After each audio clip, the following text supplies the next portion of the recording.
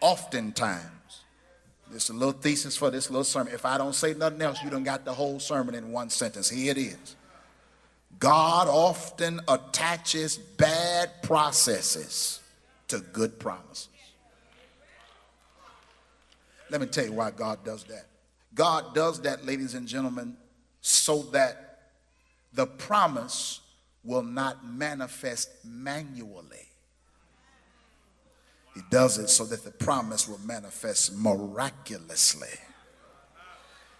Because oftentimes the magnitude of the manifestation is only big in relationship to the magnitude of the complexity that came with it. Talk, Tolan, Morgan. Let me try it one more time. The miracle is great because the issues associated was great. And the greater the problem, the bigger the miracle. The greater, the worse the process, the better you gonna celebrate the promise, because it looks like now that what God has said ain't gonna happen.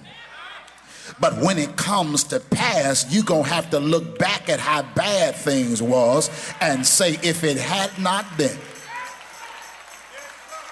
for the Lord who was on my side. Might I suggest to you, ladies and gentlemen, that God is going to attach something great to something bad, because he wants you to have a testimony when the promise is over. Because, ladies and gentlemen, when people see what God manifests, they're not going to believe the process that went with it. Because see, God knows how to make it look so good that make it look like you didn't never go through nothing to get to it.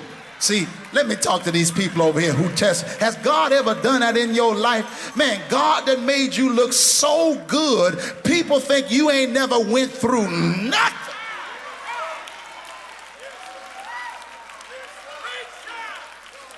Because when God does it, he knows how to remove all the bad evidence and make you look better than your reality. Do I got anybody in here who testify? That's my God. When God gets his hand on it, I'm coming out this thing like I was never in any kind of problem whatsoever.